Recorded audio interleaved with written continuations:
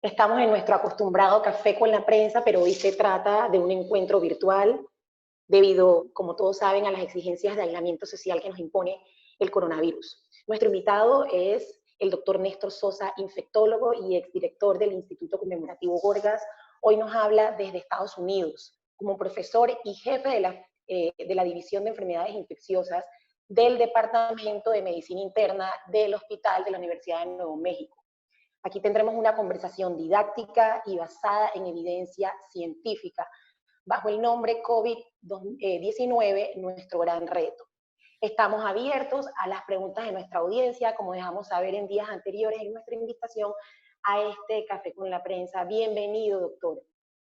Como no, muchísimas gracias, Yolanda. Muchas gracias por la invitación.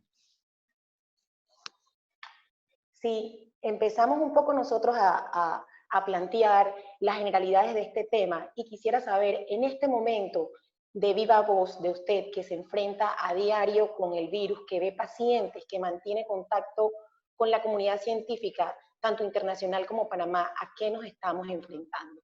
Sí, bueno, muchas gracias. Y ante todo quiero mandar un saludo a todos los amigos, pacientes míos, familiares que están sintonizando en este momento esta discusión. Realmente yo tengo casi un año ya acá en Estados Unidos y obviamente pues extraño el calor y la amistad de todos ahí en Panamá. Bueno, realmente yo a veces todavía veo en las redes sociales que hay personas que como que les restan importancia a este problema del COVID-19. Yo quiero realmente, sin crear un pánico o nada, realmente señalar que esto es probablemente la epidemia más importante de los últimos 100 años que la humanidad ha enfrentado, probablemente desde 1918, cuando hubo la gripe española. No se ha visto una cuestión infecciosa de esta naturaleza con tantos países, más de 200 países, prácticamente todos los países del mundo que han hecho la prueba han reportado casos con una mortalidad considerable, una letalidad general es estimada arriba del 2% en los casos reportados. Y esto obviamente pues debe hacernos reflexionar y tomar en cuenta las recomendaciones de las autoridades de salud y tomarlas bien en serio para tratar realmente de disminuir el impacto de esta enfermedad sobre nuestra familia y sobre también lo que es la, la, el sistema de salud, que se puede fácilmente sobrecargar y colapsar si uno no toma las medidas debidas, ¿no? Sí, le decía que el Ministerio de Salud informaba ayer que el promedio de transmisión estaba en 1.5 y esperaban que en los próximos días se lograra un patrón estable. Si nos puede comentar un poco esto, ¿qué significa dentro del contexto de la pandemia? Sí, realmente esta enfermedad, nosotros en epidemiología usamos un término que se llama el término de reproducción, y eso significa sencillamente, si yo tengo la enfermedad, ¿a cuántas personas se la paso? En el caso del COVID-19, esto se ha estimado entre casi 3 a 6 personas, es decir, que una persona infectada pudiera contagiar, si no hace nada, si no hace medidas de distanciamiento social, no usa mascarilla, nada, pudiera contagiar hasta 6 personas. Esto se ha visto en los brotes que han habido en otros países y se ha documentado también dentro de los cruceros esta alta tasa de transmisibilidad. Entonces, con las medidas que implementan los gobiernos, se baja esta tasa de transmisibilidad porque la gente tiene menos oportunidad para contagiar a otras, con el distanciamiento social, con el uso de las mascarillas, con el lavado generalizado de manos. Ya no, el virus no logra ese éxito de contagiar 5 o 4 personas cada vez que hay una persona excretando el virus. Y entonces eso se ha bajado, como tú comentabas, a 1.5, que es un número excelente. Por ejemplo, nosotros acá en el estado de Nuevo México lo hemos podido bajar solo hasta 1.9. O sea que incluso con el esfuerzo que se hace en un país desarrollado como Estados Unidos, sigue habiendo cierto grado de transmisión que incluso puede ser un poco más alta que en Panamá gracias a las medidas que han implementado allá el pueblo, realmente, el gobierno y el pueblo, porque esto realmente es algo que hacemos todos, ¿no? Los gobernantes, las autoridades de salud, pero también la gente pone un tremendo componente de sacrificio para que esta epidemia se controle o se aplane la curva, como se dice ahora técnicamente, ¿no? Usted ha hablado de las medidas que ha tomado el país, llámese ciudadanos y también el gobierno. Pregunta Jason Guevara, estudiante de medicina de último año, ¿cómo ve usted las medidas que ha tomado el gobierno de Panamá para enfrentar la pandemia? Sí, bueno, esto obviamente desde afuera, yo tengo una perspectiva de lo que puedo ver en la prensa internacional, lo que comentan mis amigos médicos en las redes sociales, y lo que puedo decirte es que la evaluación es muy positiva. Es decir, Panamá, desde temprano de la epidemia, implementó una serie de medidas. eh, También debo reconocer el trabajo del Instituto Gorgas, mi querido Instituto Gorgas, con la cantidad de pruebas y la rapidez con que lo hicieron, y ahora obviamente la prueba se está generalizando un poco más y eso ayuda muchísimo. La valentía de los trabajadores de la salud en nuestro país que han enfrentado esta situación tratando a los pacientes y poniendo en riesgo obviamente su salud y la de su familia también. Pero la verdad es que sí, que yo creo que hay que elogiar lo que ha hecho el gobierno nacional. Primero, que ha seguido la recomendación de los técnicos prácticamente al pie de la letra.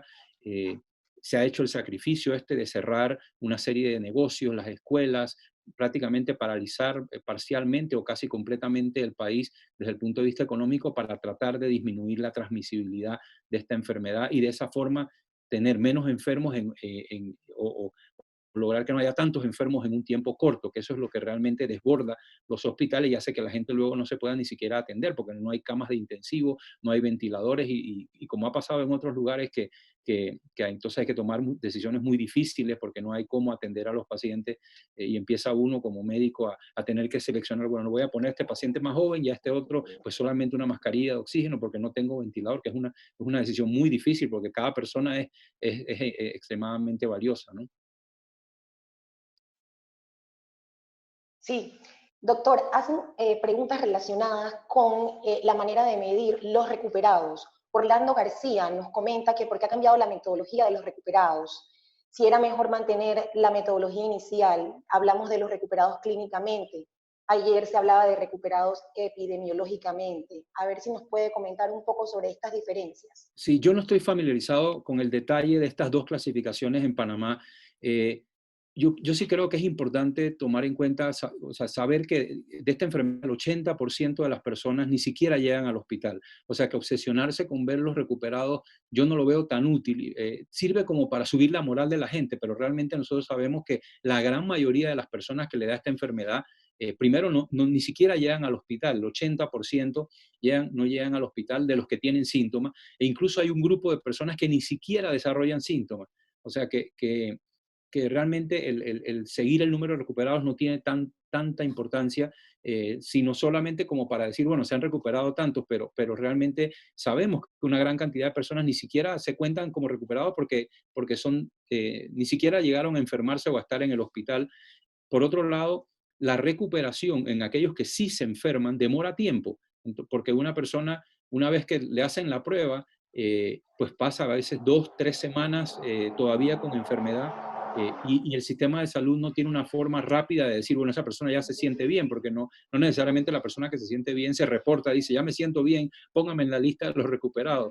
Entonces realmente para mí no tiene tanta importancia la lista de los recuperados, más bien es cuál es la capacidad del sistema de salud, cuántas camas quedan, cuántos ventiladores quedan, qué tan lleno está el hospital. Ese tipo de preguntas para mí es más importante que realmente si se recuperó X o Y número de personas, porque al final vamos a saber que los que obviamente no fallecieron, todos se van a recuperar. O sea, en un momento dado las personas dejan el hospital si no fallecen por esta enfermedad, porque es una enfermedad aguda. Puede que queden con alguna sintomatología, algunas molestias, quizás debilidad por un tiempo después de pasar una infección tan fuerte, pero la realidad es que el que no se muere se recupera o vuelve a su estado de salud más o menos igual al que tenía antes, quizás con alguna que otra problema, obviamente, desde el punto de vista psicológico y también a veces físico por haber pasado un susto como el tener una infección que es potencialmente letal. Pero en realidad yo creo que es más importante cómo estamos en cuanto a la capacidad del sistema de salud, cuántas personas han fallecido, por eso te da también una medida de la gravedad de la enfermedad, cuántos casos en total, pero ya le digo, no tengo tanta preocupación por el número de recuperados, porque eso al final lo vamos a saber restando de los fallecidos, el resto se van a ver recuperados, ¿no? Obviamente. Y tomando en cuenta las medidas que se han tomado en el país y la lectura que debemos hacer de los números de infectados y que no se ha rebasado la capacidad del sistema de salud. ¿Qué lectura tiene usted sobre las cifras de Panamá en cuanto al resultado de la pandemia? ¿Y cuáles podrían ser, ya nos dijo las cosas positivas que se han hecho, cuáles podrían ser los puntos no cuestionados, sino más bien a mejorar en el Sí. tratamiento del brote? Bueno, la verdad es que si uno ve, hay varias cosas que son positivas en Panamá y por un lado, el número de casos relativo a la población, es importante señalarlo que Panamá está, a pesar de ser un país pequeño, tiene un número significativo de casos. Estamos hablando ya de más de 3.500 casos, que si uno lo compara con otros países de América Latina, no vamos a compararlos con Europa o otras áreas donde inició la epidemia, sino con otras partes de América Latina, otros países. Pareciera que Panamá tuviera más casos, pero también es importante tomar en cuenta la cantidad de pruebas que se han hecho en Panamá. En Panamá se han hecho un número plural de pruebas y eso te permite realmente, digamos, detectar más pacientes. Hay países de Centroamérica y de otras áreas donde el número de pruebas que se ha hecho es muy pequeña. Entonces uno dice, ah, mira, el país X, porque no voy a señalar ninguno en especial, pero el país X o Y tienen solamente 100 casos o 200 casos, ¿no? Pero ¿cuántas pruebas han hecho? En muchos casos no han hecho muchas pruebas y entonces hay un subregistro importante del número de... Entonces, desde el punto de vista, digamos, en general Panamá tiene una epidemia o ha tenido un número importante de casos, tomando en cuenta que es un país pequeño. Estamos, por ejemplo, por arriba de Colombia, para darte un ejemplo, que es un país tan grande, y en Panamá hay más casos, o por lo menos hasta ahora, hasta donde yo chequeé ayer, había más casos que en Colombia. Y así puedo usar varios otros ejemplos de América Latina, donde tenemos un número total de casos mayor que otros países. Sin embargo, y quizás lo más importante es en qué dirección está yendo la curva. O sea, si las medidas de distanciamiento social, los cierres de comercio, los cierres de escuela, etcétera, están haciendo un impacto, después de un tiempo, que generalmente son varias semanas, uno empieza a ver que el número de casos nuevos cada día disminuye. Es decir, siguen habiendo personas enfermas porque la epidemia no se apaga como un switch de una luz, pero sí uno ve que, por ejemplo, empiezan a haber 30 casos cada día nuevo, luego 40, luego 50, luego 100, luego 150. Llega un momento entonces que tú ves, empiezas a ver como un aplanamiento y cada día repite el mismo número. Ayer fueron 80, hoy fueron 85, después 82. Entonces ahí tú empiezas a dar cuenta de que empieza a ocurrir este plató o aplanamiento de la curva. Y eso pareciera, hay muy pocos, o sea, llevamos pocos días, pero pareciera que fuera a pasar en Panamá en los próximos días, lo cual es una buena noticia porque pareciera que ya no hay ese crecimiento descontrolado de la epidemia. Obviamente esto no significa que hay que relajar las medidas, porque esto es como escuché creo que al gobernador de Nueva York citar a Winston Churchill, este es el principio del fin, ni siquiera es el fin, sino que es como el comienzo del túnel para al final llegar a la luz al final del túnel, ¿no? Entonces es importante ese aspecto de que se mantengan las medidas para lograr este aplanamiento de la curva y luego un momento dado empezará a bajar el número de casos por día y Sí, se logra el control. tenemos varias preguntas y quisiera, antes de llegar al tema de la cuarentena, usted mencionaba que el 80% no, de los infectados no llega al hospital y hay personas que ni siquiera presentan síntomas. Basados en esto, hay una pregunta que calza muy bien con este argumento y dice si usted está de acuerdo en que se invierta sobre todo en la masificación de la prueba para poder hacerle la prueba a todas las personas a pesar de que no presenten síntomas. Sí, bueno, digamos que sí en general, y aquí hay varios factores digamos que matizan mi respuesta. Primero es que el masificar la prueba uno lo puede hacer siempre y cuando tenga los recursos humanos y de reactivos, porque, digamos, las personas que hacen esta prueba tienen que tener una cierta calificación técnica. O sea, que hay un límite de personas expertas en todos los países que pueden hacer esta prueba y hay un límite también al número de aparatos y reactivos y lo del hisopo. Entonces, obviamente sí, mientras más se tenga, mejor. Pero más que hacerlo masificado, hay que tener como un plan de qué hacer con esas pruebas, porque si tú haces 4 millones de pruebas en Panamá, pero no haces nada con esos 4 millones de resultados, es como si no la hiciera. Entonces, realmente la prueba tiene que ir casada a el seguimiento de los casos, al aislamiento de los casos, a la búsqueda de contacto. O sea, no es hacer la prueba por hacer la prueba, porque realmente es responder y tener la capacidad en cuanto a recursos humanos de salud de poder actuar sobre la prueba. Si yo hago 1000 pruebas y encuentro 50 positivos, tengo el personal de salud para ir a esas 50 casas, buscar esas 50 familias, buscar los contactos de esas 50 familias, hacerle la prueba también a los contactos, ponerlos en cuarentena o aislamiento. Esa es la respuesta, porque el hacer la prueba y decir, sí, tengo 40.000 personas positivas, y eso no va a pagar la epidemia si no tomas control.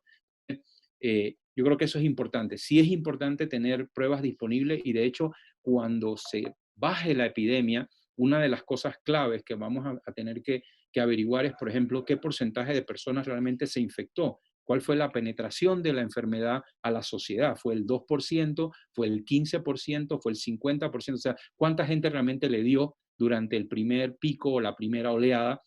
Porque eso te va a decir cuán susceptible es ese grupo humano para volver a infectarse.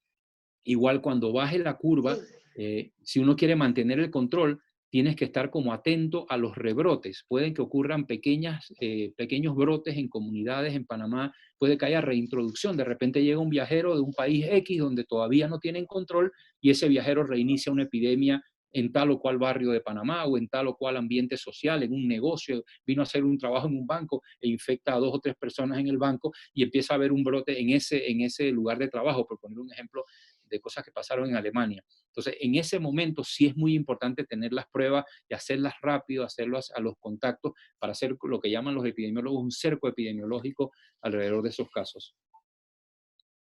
sí, dicen que cuál sería la metodología más apropiada para poder hacer estas pruebas. Esperar que esas reinfecciones se den o partir por delante de esto. No, hay que partir por delante. Y hay dos tipos de prueba. Aprovecho tu pregunta para aclarar. eh, Está la prueba que detecta el virus, digamos, o parte del virus en la nariz o en la garganta de la persona, ¿no? Que es la prueba que se está haciendo, que se llama la prueba de PCR. Y esa prueba determina la infección aguda, o sea, durante el momento en que la persona está con el virus y está excretándolo. Hay otra prueba que es la prueba serológica, que es la prueba para ver si la persona le dio. Y esa es una prueba que se puede hacer incluso posteriormente. Incluso cuando pase la epidemia, se puede tomar sangre de la persona y ver si tiene anticuerpos contra el virus. Y esos anticuerpos, si están presentes, anticuerpos específicos contra el virus, te dice si la persona tuvo o no la enfermedad en el pasado. Y eso es importante, porque eso es lo que nos va a decir cuánta gente, qué porcentaje de personas se afectó, porque hay un porcentaje alto de personas que se afectan y no van al médico o no se hacen la prueba, y realmente ignoran que les dio, y esas personas puede que ya tengan cierto grado de inmunidad contra este virus, que es otra cosa que estamos tratando también de estudiar.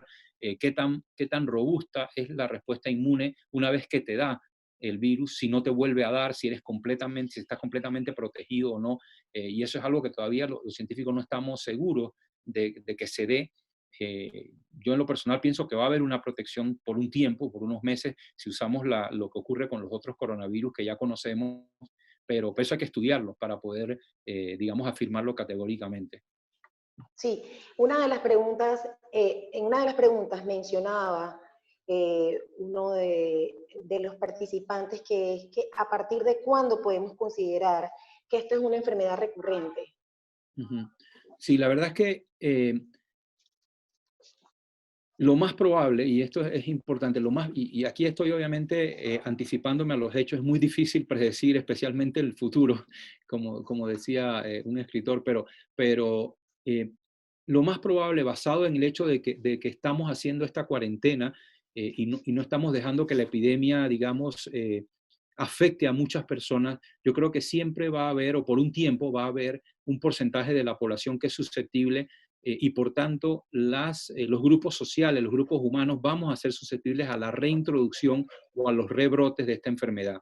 Es decir, que a menos que se desarrolle una vacuna, y obviamente se está trabajando en eso activamente, hay múltiples investigadores buscando una vacuna, lo más probable es que esta situación, no al nivel que estamos ahora, pero siempre va a haber el potencial de reintroducción, y ya lo estamos viendo en algunos países de Oriente, como Singapur, que habían controlado inicialmente el brote, están viendo pequeños rebrotes de la enfermedad. Incluso en algunas provincias de China donde no hubo gran actividad del virus, se están viendo pequeñas epidemias o epidemias localizadas en áreas geográficas, o brotes en lugares porque se reintroduce el virus y la población es susceptible. Entonces, inmediatamente hay que implementar otra vez las medidas de distanciamiento social, y esto va a ser así probablemente hasta que se tenga una vacuna que sea efectiva y entonces se pueda aplicar masivamente la vacuna y entonces ya la gran mayoría de la gente esté protegida, ¿no?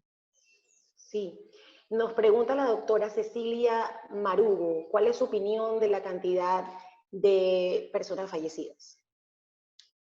Perdón, el La porcentaje cantidad, su opinión respecto a la sobre la cantidad de personas que han en fallecido. Panamá, ajá. Sí, bueno, en Correcto. Panamá tiene alrededor de un 2%, entre 2 y 3% ha ido fluctuando. Esa letalidad, digamos, que es muy parecida a la que se ha reportado en casi todo el mundo, ¿no? Hay algunos países que han tenido una mortalidad o letalidad más alta. Por ejemplo, España e Italia han tenido una letalidad, en el caso de Italia, en un momento tiene una letalidad de 10% y en España alrededor del 8%. Eh, en Panamá, pues está alrededor de lo que se reportó en China, que es una mortalidad global del 2. La mortalidad es importante aclarar esto, y esto es un poquito técnico, pero la letalidad o mortalidad va a depender de cuántas personas tú le hagas el test. Si yo, por ejemplo, sabiendo que hay muchas personas que no tienen una enfermedad severa, si yo le hago la prueba solo a los que están en el hospital con falta de aire, voy a tener una mortalidad altísima, porque esa gente que llega al hospital y entra intensivo y está con la neumonía tiene una mortalidad más alta que si yo hago un testeo masivo, digamos al 20% de la gente que está en la calle, yo le hago la prueba, lógicamente voy a descubrir mucha gente que tiene casos leves y entonces mi letalidad va a ser menor. Por ejemplo, en Alemania es 0,6%, sumamente baja, porque ellos han hecho un testeo importante. Lo mismo en Islandia. Así que un poco la letalidad depende realmente en parte de cuál es el denominador de esa curva. Si tú pones los muertos en el numerador, para los que se acuerdan de su clase de matemática, y abajo en el denominador pones la gente que yo le he hecho la prueba y que está positiva, depende a quién tú le has hecho la prueba. Si le has hecho la prueba a una gran cantidad de gente que tenía una enfermedad leve, tu mortalidad va a ser pequeñita. Entonces eso es importante. Panamá está ahí en el promedio esperado. Y yo sé porque he hablado con algunos intensivistas que hay personas que se están recuperando, incluso personas que estuvieron muy graves están dejando el intensivo, y eso es lo que estamos observando también aquí en Estados Unidos, que digamos la mortalidad en los pacientes más graves es muy alta, pero en la población general pues no es tan grave, y también depende de la edad y las comorbilidades, que es otra cosa que hemos ya señalado. Es decir, no es lo mismo la mortalidad de una persona de 70 años que la de una de 20 años. Las personas jóvenes no es que no se afecten, pero tienen una menor severidad y mortalidad de la enfermedad, y los niños realmente es bastante baja, no cero, pero también es bastante baja el porcentaje de niños que se agravan. Sí, preguntan si es posible que se acepten donaciones de sangre de los recuperados para donar anticuerpos a los enfermos. Sí, esa es una excelente pregunta. Y yo he estado precisamente en las últimas 2 semanas, he estado trabajando en 4 protocolos de investigación acá en el hospital para el uso de lo que se llama plasma convaleciente, que es el nombre, digamos, técnico de eso. Y esto consiste o se basa en el principio de que una vez que la persona le da la enfermedad, en su sangre hay anticuerpos que destruyen o dañan el virus, vamos a decirlo así. Sí. Y entonces, si uno saca esos anticuerpos, le saca la sangre a la persona como una donación, le saca el plasma específicamente, tú puedes usar ese plasma y ponérselo a otra persona, y tratar de ayudarlo a que no tenga una enfermedad. Es como si fuera, es el anticipo de una vacuna, por decirlo así, porque la vacuna consiste en que uno produce anticuerpos y produce una respuesta a un virus que está debilitado. En este caso, tú estás poniendo los anticuerpos directamente. O sea, le estás dando los anticuerpos a la persona para que se defienda, los anticuerpos del que fue afectado y se recuperó, a una persona que está afectada. Eso se está usando. Hay varios estudios de investigación en los Estados Unidos y en otros países. Nosotros vamos a empezar en los próximos días 4 estudios. Vamos a usarlo, por ejemplo, para personas que se han expuesto, por ejemplo, un trabajador de la salud que sin querer y sin protegerse atiende a un paciente con COVID-19, le vamos a poner el plasma para ver si evita que se enferme. Se lo vamos a poner a las personas que tienen una enfermedad leve para ver si podemos evitar que se hospitalicen, y lo vamos a poner a las personas que están más enfermas para evitar que se agraven. Vamos a ver en cuál de esas situaciones funciona mejor el plasma convaleciente, en vista de que los medicamentos todavía no están dando evidencia de mucha ayuda. Todo esto de la cloroquina, la hidroxicloroquina, el remdesivir y otros, no hay evidencia clara. Vamos a utilizar este método del plasma convaleciente, que por cierto es súper antiguo. Esto se usaba antes que hubiesen antibióticos, se le ponía suero inmune a las personas para combatir las enfermedades y se ha usado incluso en la epidemia de 1918, en la influenza, la gripe española que yo mencioné al principio del conversatorio. Se usó suero convaleciente para ayudar con algún éxito a las personas que tenían esta infección. Sí, doctor Sosa, la doctora Anastasia Drohan dice que por favor explique los falsos negativos en las pruebas. Se estima que hay un 35% y estos pacientes con síntomas igual deben hacer cuarentena y aislarse, por lo menos Sí. 14 días. Sí, hablemos un poquito de la prueba. La prueba, evidentemente, primero esto es una enfermedad tan nueva que las pruebas se han validado y se han desarrollado rápidamente. O sea, normalmente toma años en desarrollar y comercializar una prueba. Estas pruebas se desarrollaron prácticamente en un mes, ¿no? Desde el momento que se descubrió el virus ya había el desarrollo de estas pruebas moleculares. No existe lo que se llama un estándar de oro para comparar estas pruebas. Es decir, cuando tú tienes una prueba nueva, tú la comparas contra algo, ¿no? Tú dices, bueno, vamos a hacer la prueba nueva que yo acabo de inventar y vamos a ver si los pacientes, qué tan buena es la prueba y la compara con el estándar de oro. En este caso no hay estándar de oro. Estas pruebas son lo mejor que tenemos. Entonces es un poco difícil medir la sensibilidad y especificidad de la prueba porque no hay con qué compararla. Es como si yo digo, yo soy el mejor astronauta espacial, por decir un ejemplo loco, y no hay nadie más en Panamá. ¿Cómo me voy a medir? O sea, ¿contra quién me voy a medir? Entonces estas pruebas no tienen. Entonces, es un poco difícil saber la sensibilidad y especificidad de la prueba. ¿Qué podemos saber? Sabemos que este tipo de pruebas detectan una cantidad muy pequeña del virus. Se habla de 500 copias del RNA del virus que te pueden detectar. Sabemos que estas pruebas son muy parecidas a otras que sí hemos podido validar en el pasado. Entonces, en general, la prueba es muy buena, pero no es infalible. Y efectivamente, en algunos estudios hay un 20 o un 30% de falsos negativos, o sea, de personas que pudieran Sí. hacerse la prueba y les salga negativo, y entonces sí tiene algún sentido. Si tú tienes una altísima sospecha de que la persona tiene la enfermedad, tú puedes primero repetir la prueba. Como médico, tú puedes solicitar al sistema de salud, mira, yo tengo este paciente, tiene todos los síntomas de COVID, la primera prueba le salió negativa, tú puedes solicitar una repetición de la prueba. También hay algo importante y es la toma de la muestra. Esta prueba se toma una muestra a través de la nariz. El hisopo tiene que introducirse bien profundo dentro de la nariz para poder sacar células. Si tú la tomas mal, si tú solamente pones el hisopo en la entrada de la nariz, a lo mejor no tomas una buena muestra y eso va a bajar la sensibilidad también. También depende del momento de la enfermedad. Este virus está en la nariz y en la garganta en los primeros 5 o 7 días. Si tú lo haces muy tarde, una persona que ya lleva síntomas como por 2 semanas, puede que no le salga la prueba. Tienes que buscar otros métodos para hacer el diagnóstico. Entonces, es una buena pregunta y es un poco compleja la respuesta, pero realmente sí, hay falsos negativos y por ende, en algunos casos, uno tiene que repetir la prueba si tiene una alta sospecha clínica. Sí, doctor, hay muchísimas preguntas, algunas vinculadas con síntomas, otras vinculadas con medidas de distanciamiento social y su efectividad.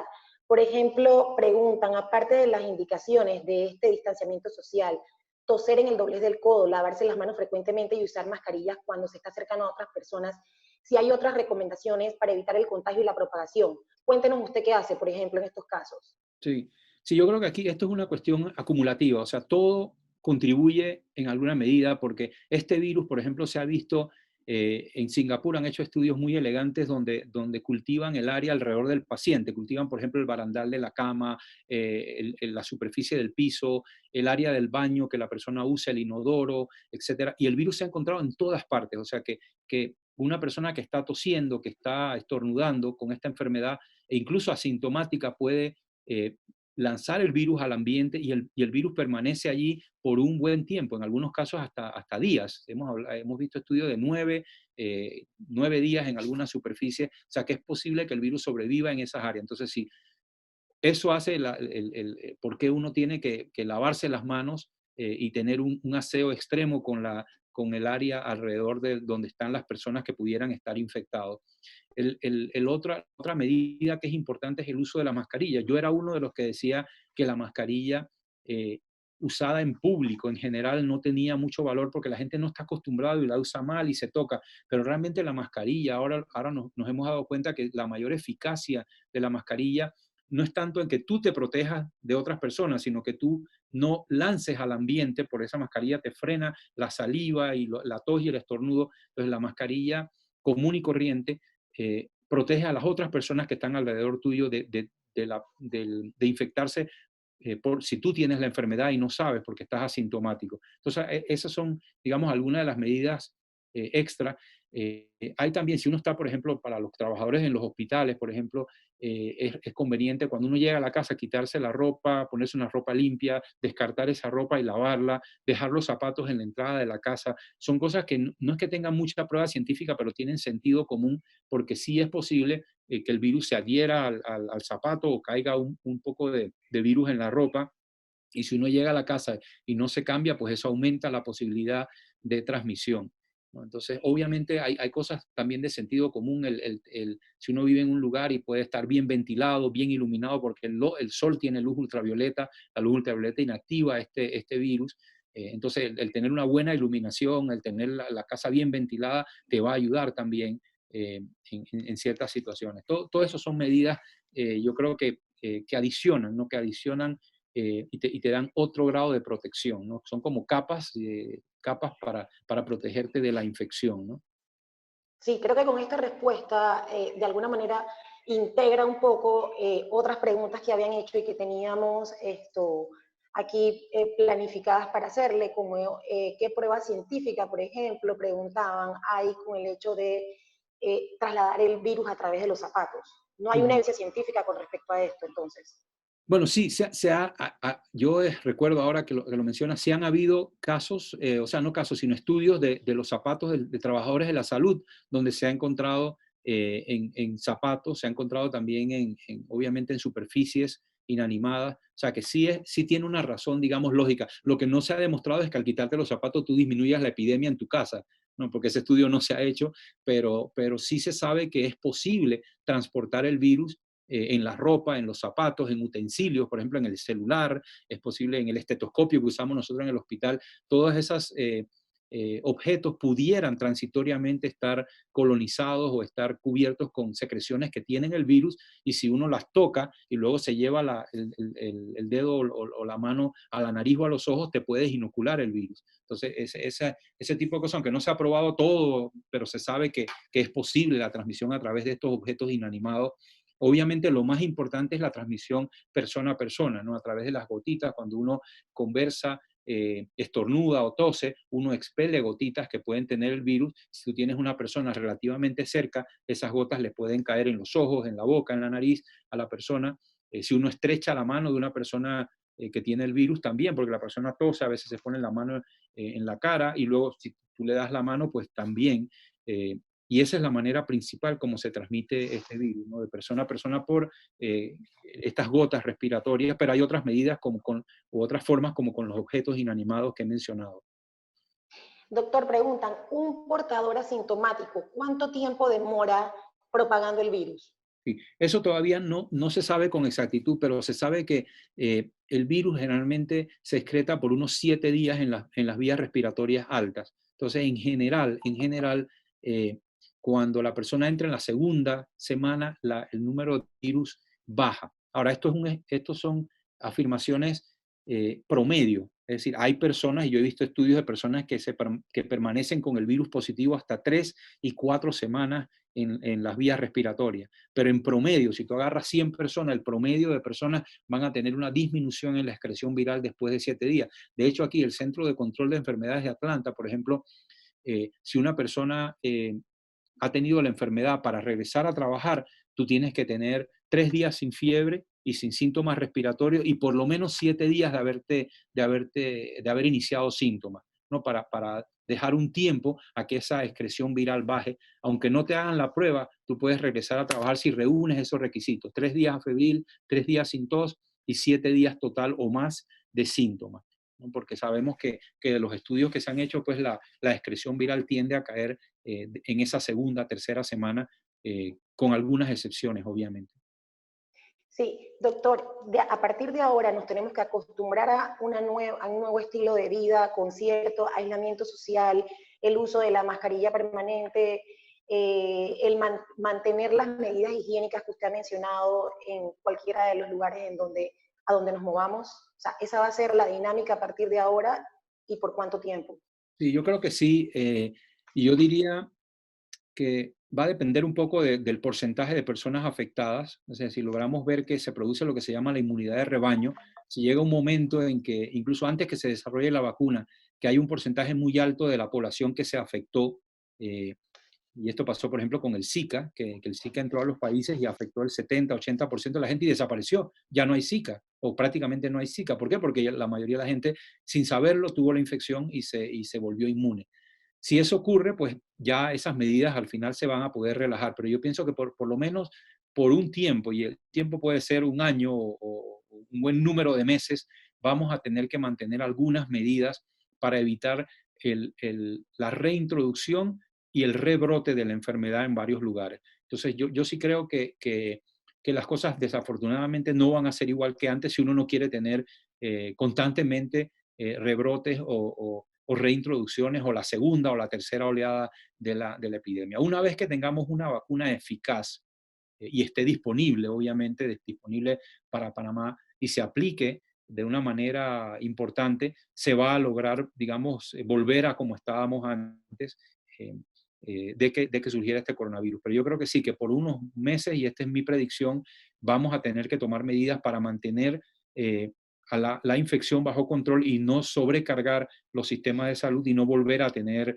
digamos, una crisis importante donde hay gran cantidad de casos en un tiempo muy pequeño, ¿no? Y eso es importante, que la gente se vaya concientizando de que va a haber que tomar ciertas medidas. Algunas de estas medidas, me puedo adelantar y decirte cosas como, por ejemplo, eh, usar mascarilla en público por un tiempo, continuar con el lavado de manos y el uso de alcohol gel para desinfectarse las manos, el evitar o disminuir a la mínima expresión concentraciones de muchas personas por un tiempo largo. Probablemente en los trabajos, en la forma como trabajamos, vamos a usar más herramientas electrónicas, ¿no? En lugar de reunir a todas las personas en un salón pequeño, se van a hacer más teleconferencias y cuestiones como estas de Zoom, Skype y otras medidas para disminuir el encuentro de personas. Obviamente, eso por un tiempo, porque la gente también se cansa y hay que comprender eso, ¿no? Y hay que buscar un balance entre qué tan paralizado está el funcionamiento de un país y las medidas epidemiológicas que hay que tomar, ¿no? Claro, uno de los oyentes mencionaba que nos enfrentamos a una nueva cultura de salud. Y en ese caso, preguntas anteriores, para poder enlazar un poco esta parte de nuestro conversatorio e ir más a preguntas de tratamiento, en preguntas anteriores mencionaban cómo usted piensa que se debe dar paulatinamente el levantamiento de la cuarentena actual. Sí, es un poco difícil. Es decir, primero que todo hay que como que buscar las condiciones adecuadas. Uno no suspende la cuarentena cuando no tiene la epidemia bajo control. Entonces, no te puedo decir exactamente un número porque eso nadie lo sabe, pero evidentemente tiene que haber una clara evidencia de que el número de casos nuevos está disminuyendo, ¿no? Que hay una disminución significativa, que no hay ningún brote localizado importante en una ciudad para poder levantar de manera general la cuarentena. Obviamente yo creo que aquí esta respuesta es más para los economistas que para los médicos. Hay que buscar qué actividades económicas son más importantes de reabrir, aún con el riesgo de que haya pequeños rebrotes. Llega un momento en que hay que empezar a abrir las cosas. Por ejemplo, en Alemania, que todavía tienen casos y hay transmisión, están abriendo las escuelas, han empezado a abrir las escuelas porque ellos saben que no pueden mantener a los niños indefinidamente en casa sin tener una educación estructurada. Entonces, hay momentos en que el gobierno y las autoridades de salud van a tener que tomar esas decisiones. Quizás es importante también, además de seleccionar el momento correcto para hacerlo y el orden en que se debe hacer, qué empresas, obviamente las empresas más críticas, más prioritarias, eh, empezarlas a reactivar, es cómo la van a reactivar. Entonces tienen que implementarse esas reglas como las que yo mencioné del distanciamiento social, del evitar la aglomeración de personas, del extremar las medidas. Por ejemplo, a mí se me ocurre, en una construcción, pues tendrán que poner dispensadores de alcohol gel cuando van entrando los obreros para que se laven las manos en diferentes partes. Quizás tendrán que trabajar con mascarilla si van a trabajar en un espacio cercano. O sea, cosas como esa va a haber que individualizar y en cada situación implementar medidas de control para que la reapertura de la economía sea menos riesgosa y no conlleve inmediatamente un rebrote o un aumento del número de casos. Y eso es algo que es digno de hacer un plan, igual como se hace plan de preparación para pandemia, un plan de reapertura bien coordinado y con mucha vigilancia epidemiológica. Es decir, que estamos abriendo, pero estamos viendo si hay casos, si suben otra vez, hay que probablemente restringir alguna de las medidas. O sea, es como una especie sí, de tira y jala, como se dice en Panamá, uno libera un poco, pero tienes que vigilar y si ocurre algo, si hay un brote en un pueblo, bueno, tienes que cerrar ese pueblo, hacer algún tipo de contención en ese lugar o en una empresa o en un hospital, entonces tienes que contener y mitigar en ese hospital. Yo creo que eso es lo que va a requerir. Un consejo que yo doy en general es que hay que reforzar, obviamente, eh, lo que es la vigilancia epidemiológica. Probablemente el sistema de salud tendrá que enfocarse en esta fase donde ya no hay tantos casos en lo que es la detección y aislamiento de los contactos para disminuir el rebrote de la enfermedad. O sea, hay ciertos ajustes que hay que hacer en una forma planificada.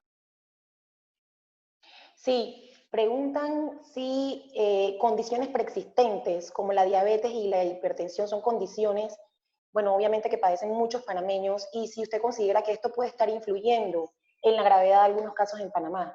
Sí, sin duda, la evidencia científica es clara. Prácticamente en todos los países que han reportado series de casos, eh, hay varios factores. El factor de la edad es el factor, quizás uno de los factores más poderosos.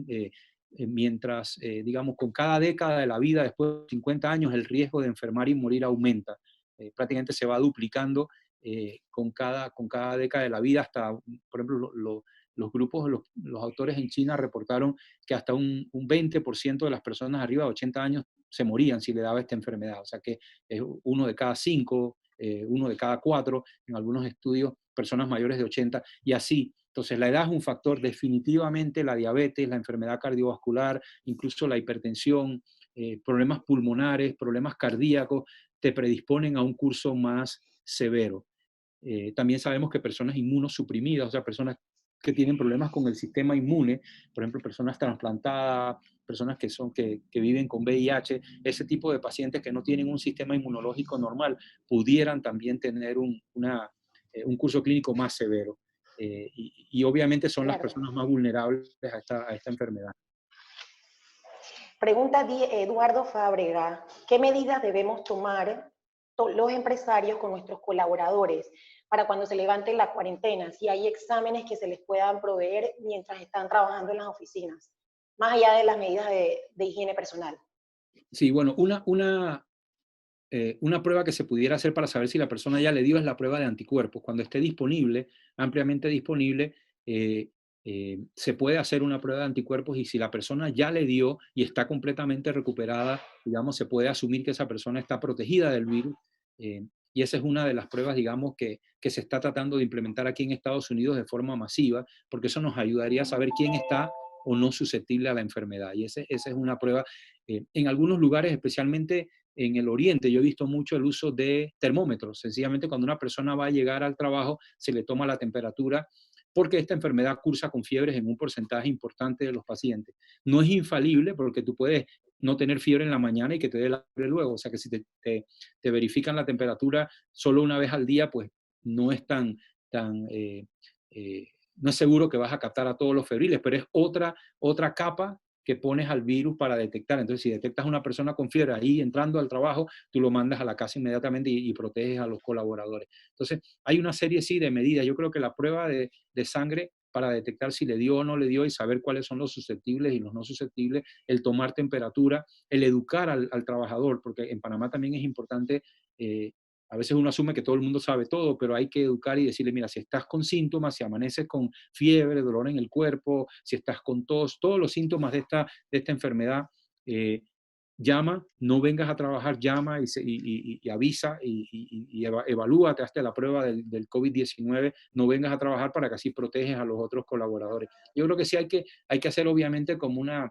implementación de medidas muy parecidas a las que hacemos en el hospital, incluyendo la toma de temperatura en algunos casos, el hacer la prueba, el tener esta cultura de control de infecciones donde se pone dentro de la rutina del trabajo todo este tipo de conocimientos y medidas para disminuir el riesgo, porque uno no puede estar 100% seguro de que vas a evitarlo, pero disminuye la propagación de la enfermedad, ¿no?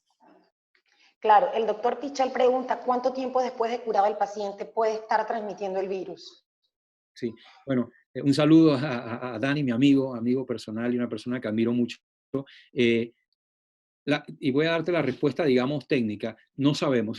Esa es la respuesta resumida. No sabemos por qué. Porque la prueba que nosotros estamos haciendo, que se hace en Panamá y en todo el mundo, es una prueba que detecta el ARN del virus, pero no detecta si el virus está completo o está vivo. Es como encontrar los zapatos de una persona, pero tú no sabes si la persona está viva. Ah, me encontré los zapatos de fulano, pero no sabes realmente si está vivo. Lo mismo, aquí encontramos el ARN del virus en la nariz o en la garganta de la persona.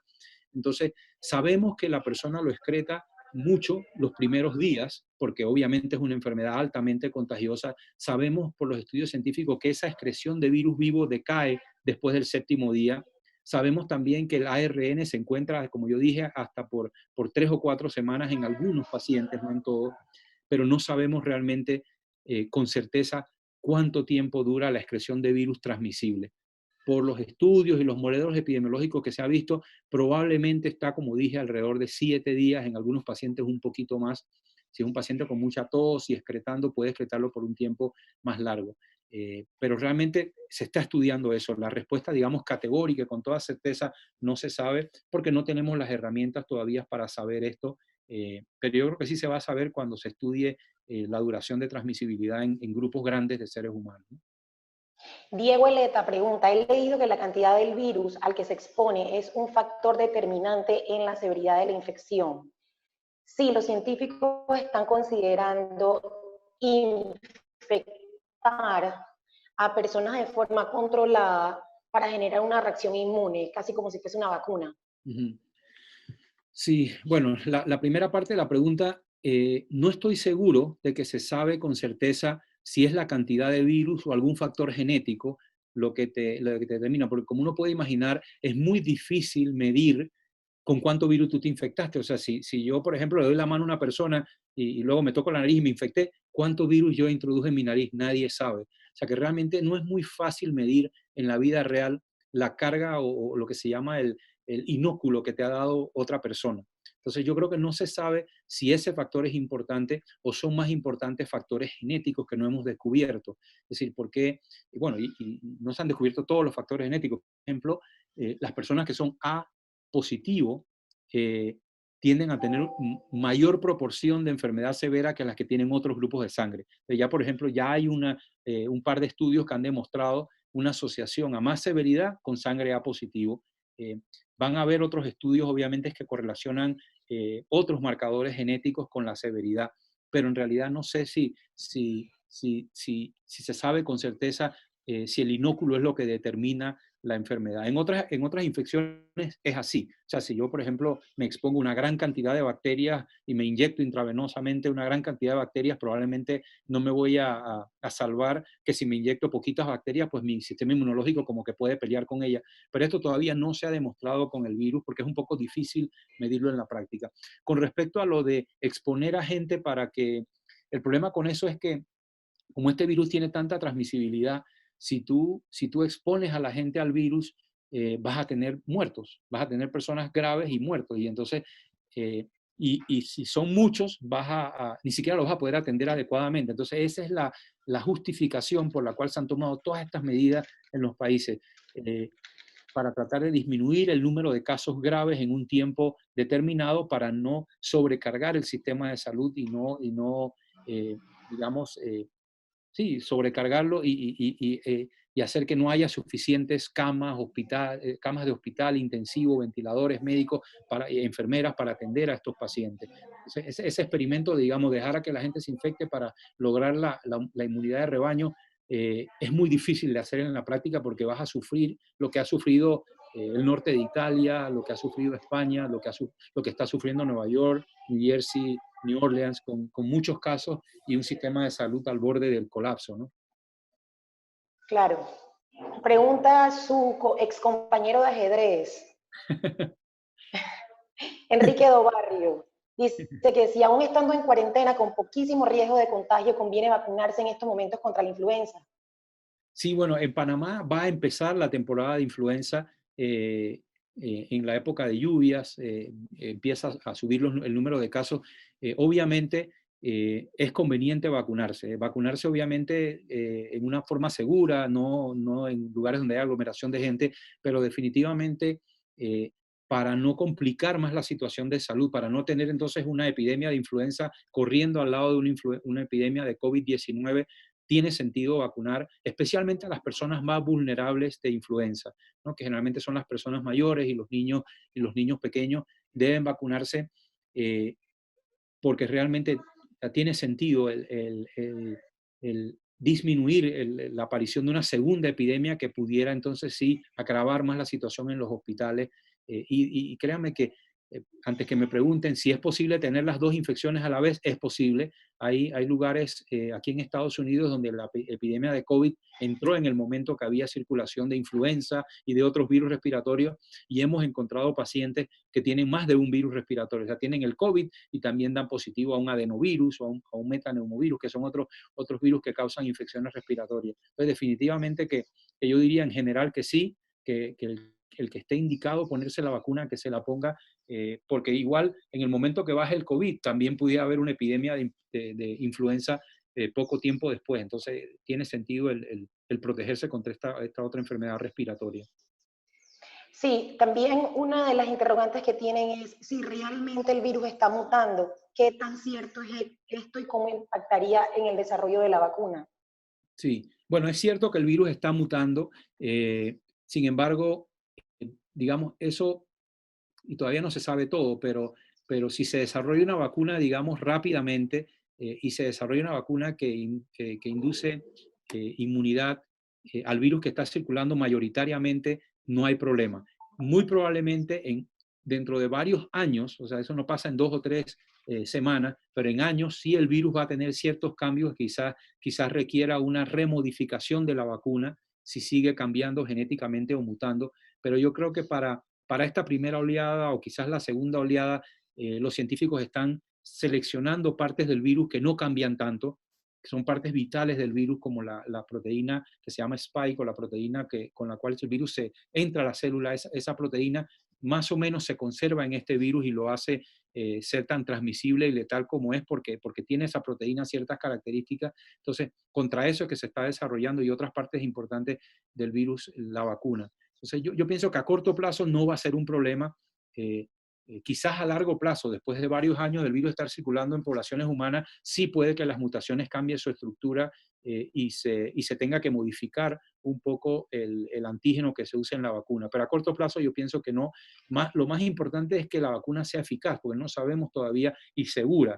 Es decir, que funcione y que no haga daño. Y eso es lo que se está haciendo con los estudios, porque realmente hay varios candidatos de vacuna o vacunas candidato que se llama, eh, pero no sabemos realmente qué grado de protección van a conferir estas vacunas hasta que no se prueben en seres humanos, hasta que no se le haga un seguimiento a estas personas y se vea que en efecto producen anticuerpos y están protegidos de la infección natural. Por eso es que demora un año, año y medio en tener una vacuna, porque hay que hacer esos estudios de eficacia y seguridad. No se puede, por más desesperado que uno esté, usar una vacuna sin haberla probado adecuadamente.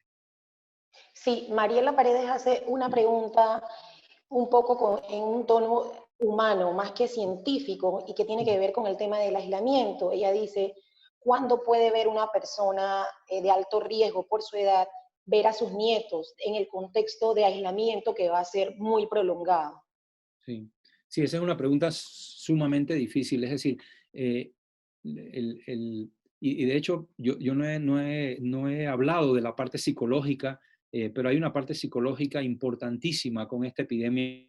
Primero por las medidas de distanciamiento social que afectan a las personas a título individual, o sea, estar metido en una casa, especialmente una persona activa, verse mermada en su ingreso, en su ingreso, el perder el trabajo, todas estas cosas realmente impactan de una manera súper significativa. Obviamente para una persona mayor que no está en contacto con su familia, tiene un impacto. Entonces, yo creo que no hay un momento de cuándo se puede hacer eso. Obviamente, en el momento que los que están estudiando la epidemia en el país determinen que ya no hay una transmisión comunitaria, probablemente las personas pueden empezar el acercamiento social, digamos que sería lo contrario al aislamiento social. Yo diría que al principio no está de más tomar ciertas medidas, o sea, el clásico besuqueo de nosotros los panameños, el besuqueo social de que llegas a un lugar y saludas a todo el mundo de besito, yo pienso que eso hay que cambiarlo, el estrechar la mano de manera muy liberal, yo creo que también hay que hacer un esfuerzo, por lo menos por los próximos meses, de cambiar eso, cambiarlo por el saludo oriental, de inclinar la cabeza o alguna otra forma de un saludo diferente, para básicamente hasta que estemos seguros de que no haya suficiente transmisión del virus o que el virus se haya controlado con una vacuna o realmente ya no haya transmisión en el lugar. Entonces yo pienso que sí, que en un momento que se levanten las medidas de distanciamiento social, pueden obviamente las familias reunirse y estar juntos, pero yo creo que yo debería recomendar un mínimo de prácticas de ese tipo por un tiempo, ¿no? El disminuir por lo menos el besito social y el estrechado de mano y en lo posible mantener cierta distancia, o sea, no está de más hasta que estemos seguros que el virus ya no está circulando, especialmente con esas personas más vulnerables, ¿no? Personas mayores, personas con enfermedades de fondo, que si les da el virus, pues la mortalidad es mucho más alta. Sí, Ramón Ricardo Arias pregunta, en Estados Unidos están haciendo la base de datos para poder recuperar el plasma de los que ya tuvieron el virus. ¿Conviene hacer lo mismo en Panamá?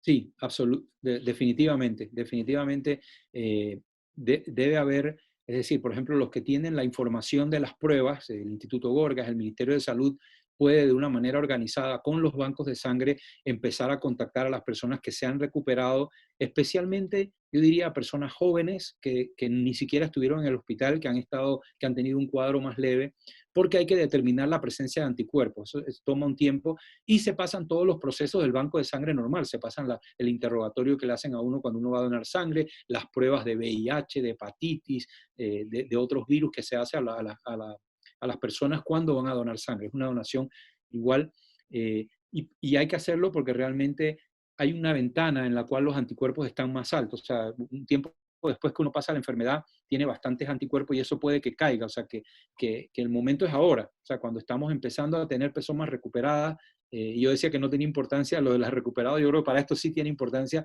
el que esas personas recuperadas se ofrezcan voluntariamente para ser evaluados en los bancos de sangre cuando se tenga la infraestructura lista o digamos, los detalles listos, y sí tener un banco de plasma congelado. Lo que vamos a hacer acá en Estados Unidos es eso, es iniciar una campaña en medios de comunicación. Nosotros los médicos que hemos atendido pacientes con COVID, hablar con los pacientes y los familiares para que voluntariamente donen su plasma. Esta donación es más o menos sencilla porque no se le saca toda la sangre, se saca solamente el plasma, que es el líquido claro que acompaña a la sangre. O sea que ni siquiera es tanto como donar una pinta de sangre, es menos que eso. Y ese plasma se puede congelar, se puede empacar y congelar y mandar a diferentes partes, al interior, a diferentes lugares, y se puede usar inclusive no en un momento, sino varias semanas o meses después. Tiene un tiempo de vida este plasma congelado. Así es que sí, yo creo que hay que hacerlo en Panamá, hay que empezar los equipos que están en banco de sangre y la gente que yo sé que están súper capacitada en Panamá, hematólogos y especialistas en transfusiones, pueden empezar a trabajar con el Ministerio de Salud y la Caja a buscar estos donantes que se han recuperado para hacer un banco de plasma. No vaya a ser que de verdad esto sea una medida que sirva, que salve vidas, y entonces lo tengan disponible, ¿no? Esto podría entrar en la categoría de una recomendación para el gobierno de Panamá. David Sucre pregunta en este tema, ¿qué recomendaciones da usted como Sí. experto en el tema de infectología? Sí, bueno, obviamente yo creo que ya lo están considerando porque con las personas que yo chateo y hablo, los científicos en Panamá ya están considerando esto del plasma. No es que yo les estoy dando ninguna recomendación que no hayan pensado ellos, pero sí, yo creo que, pero todavía, y esto quiero aclararlo, todavía esto es una medida experimental. O sea, yo recomiendo que lo hagan y si se hace como en el marco de un estudio científico, porque todavía no hay prueba de que esto funcione. Y también quiero aclarar que la transfusión de plasma tiene riesgos, son mínimos, pero hay riesgos de una reacción alérgica, por ejemplo, porque ese es el plasma de otra persona y tú puedes hacer una reacción alérgica. Hay algunos casos de personas que después de que le ponen plasma se le agrava la enfermedad pulmonar. Esto no es para hacerlo, digamos, a lo loco, como uno dice comúnmente, sino realmente dentro de un protocolo vigilado por las autoridades de salud, y si es posible también generar conocimiento, ver si realmente las personas se mejoran o no con el uso del plasma convaleciente. Pero sí, yo creo que ante la falta de medicamentos efectivos, yo creo que es recomendable tener esta herramienta, por lo menos irla pensando y armando el equipo para poder tomar estas donaciones y tener el plasma de convaleciente disponible. Le envía saludos desde Panamá la profesora Hildaura de Patiño de la Facultad de Medicina de la Universidad de Panamá. Sí, Dice ella que se está generalizando con el uso de cabinas rociadoras con productos químicos que pueden resultar tóxicos para los individuos y para el medio ambiente. Que en este sentido es importante que todos los profesionales de la salud y las autoridades valoren el riesgo que esto significa. ¿Qué opina al respecto? totalmente de acuerdo. Yo no contradigo a mi querida profesora y Laura, y realmente yo veo muchos de los nombres de las personas que están poniendo preguntas acá y trato de concentrarme en las preguntas.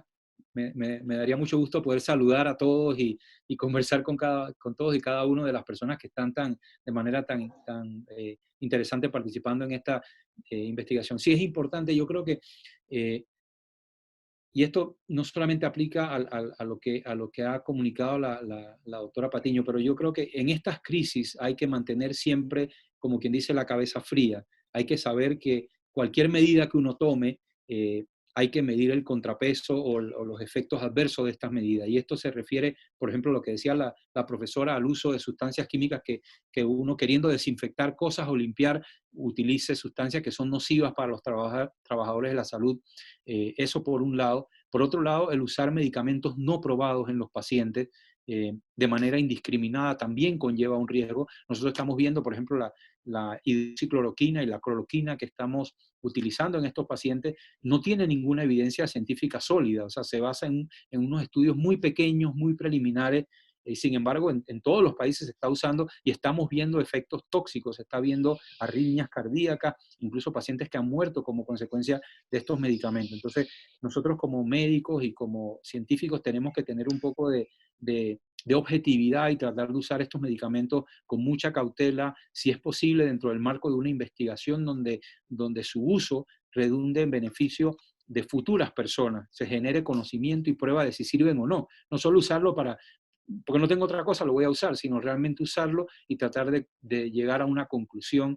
Nosotros, por ejemplo, en el hospital en que yo trabajo, estamos tratando de usar esto todo dentro de marcos de estudios de investigación para luego poder saber realmente si funcionan o no. Entonces yo creo que sí es importante el que en todas estas comisiones hayan personas, digamos, con el aplomo para, digamos, tomar medidas, no cruzarse de brazos, pero también darse cuenta de que la ley número uno en medicina es no hacer daño, ¿no? Entonces no podemos usar cosas por la desesperación que pudieran ser realmente dañinas y luego nos vamos a arrepentir. Entonces yo creo que sí es un buen comentario y me permitió hacer esta crítica general sobre lo que se está haciendo en la epidemia, que hay que hacer cosas, pero hacerlas basadas en lo que se sabe, lo poco o lo mucho que se sabe, y hacerlo con cautela y con vigilancia para no dañar o a los trabajadores de la salud o a los pacientes que estamos atendiendo con COVID-19. Ya estamos en nuestra parte de cierre de este conversatorio y hay una pregunta sumamente interesante que tiene que ver con un hallazgo en el zoológico del Bronx, en Nueva York, que se detectó a un tigre positivo con COVID-19. ¿En algún momento se puede hacer alguna prueba a mascotas que tengan algunos síntomas parecidos a este virus? Sí, sí, la misma prueba se puede hacer, teóricamente se le puede tomar una muestra a los animalitos o a los animales para ver si tienen esta infección. Sí, yo después que vi esa noticia busqué un poco en la literatura y hay evidencia aparentemente de que los felinos, los gatos en general, pudieran infectarse con este virus. Lo que no se sabe es cuán severo es la enfermedad en ellos y tampoco se sabe si lo pueden transmitir a los humanos. O sea, sabemos que los humanos pueden infectar a los animales y en el caso este del zoológico fue un cuidador del zoológico que infectó a los felinos grandes esto. pero no sabemos si a la vez eso puede regresar, si por ejemplo tu mascota se infecta, si puede infectar a otros miembros de la familia, eso todavía no lo sabemos. Y la recomendación es que si uno está enfermo y tiene la enfermedad, también se aísle de la mascota por la posibilidad teórica de que puedas infectar a tu animal doméstico en este caso, ¿no? Ok. Si recomiendan, pregunta Guillermo Chapman III, que en Panamá implementemos el uso de una aplicación para identificar la ubicación de los infectados y sus posibles contactos. Sí, Esto fue lo que hizo yo, China, ¿no? sí, correcto, y hay otros países que lo están implementando. Sí, ese es un balance y esto es algo que es una muy buena pregunta. Yo como científico y como, digamos, infectólogo diría que sí, que yo creo que esta epidemia ha causado tanto problema económico y tanto impacto en la sociedad que yo estaría de acuerdo en usar una medida como esta. Ahora, entiendo las personas que la oponen porque hablan de que entonces el gobierno te va a vigilar y hay estas teorías sobre, obviamente, la restricción de la libertad individual. Pero sí, yo pienso que si se hace de una manera responsable y se usa de una manera para específicamente detectar las personas que uno ha estado en contacto y con ciertas restricciones, yo pienso que sería una herramienta útil, especialmente después del pico de la epidemia, cuando estamos tratando de hacer cercos epidemiológicos. Ese tipo de herramienta electrónica pudiera ayudar a encontrar contactos. Porque a veces uno no sabe, uno se levanta en la mañana y qué sé yo, va a la panadería y compra un pan y luego se te olvida que fuiste a la panadería y cuando te preguntas, no, yo estuve en mi trabajo solamente y no mencionas a la persona que tú le pagaste un dinero en la panadería o que conversaste con él, por decirle un ejemplo. Entonces, en ese caso uno dice, oye, esta mañana fuiste a tal lugar ahí y estuviste en contacto con estas dos personas que estaban allí y no te acuerdas, ¿no? Entonces yo creo que eso es importante a la hora de hacer la búsqueda de contactos, ¿no? Sí, a manera de conclusión, doctor, el sol, en algún momento saldrá el sol. Y quisiera que nos dijera qué lección nos deja todo esto. Sí, bueno, yo pienso que primero que todo, desde el punto de vista de preparación, yo creo que es importante que todos nuestros países y Panamá hace un esfuerzo por tener preparación para pandemia, que se le dé el suficiente presupuesto al Ministerio de Salud y a las instituciones de investigación como el Gorgas, Indicasat, Senacid, para que puedan seguir generando científicos y médicos y personas preparadas que respondan a esto, porque esta no es la última, o sea, vamos a salir de esto definitivamente, pero este no es el último virus. O sea, hace unos meses estaba el Zika, hace unos meses atrás el ébola, esto es uno tras el otro. Entonces yo creo que hay que estar preparado, un sistema de salud, un sistema de ciencia bien apoyado para que responda rápido y de manera eficaz. Y en esta epidemia ha sido clara y evidente la buena respuesta del sistema de salud, del Gorga, de todos en responder y tratar de contener esta epidemia, ¿no? Entonces yo creo que ese es el mensaje quizás más importante. Primero, un mensaje de esperanza de que claro que sí, en China se controló, nosotros lo vamos a controlar también, pero número dos, estar listo para la siguiente oleada o para algún otro nuevo virus que surja por ahí con un sistema de ciencia y sistema de salud fortalecido, ¿no? Que es algo importante. En Panamá seguimos todavía con la pelea del sistema este separado de Ministerio Caja y las restricciones legales y las cosas. Yo creo que esto, si algo nos debe enseñar es a eso, a que los virus y las bacterias no respetan nuestras eh, eh, convenciones y contratos, sino que realmente afectan a todo el mundo por igual y hay que tratarlos así de una manera unida, ¿no?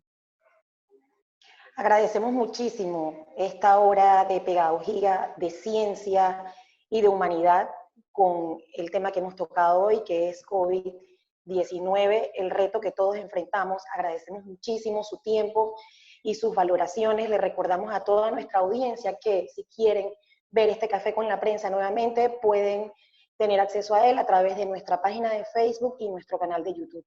Muchísimas gracias por su tiempo y espero que nos podamos ver en otro momento mucho más halagador y de menos incertidumbre.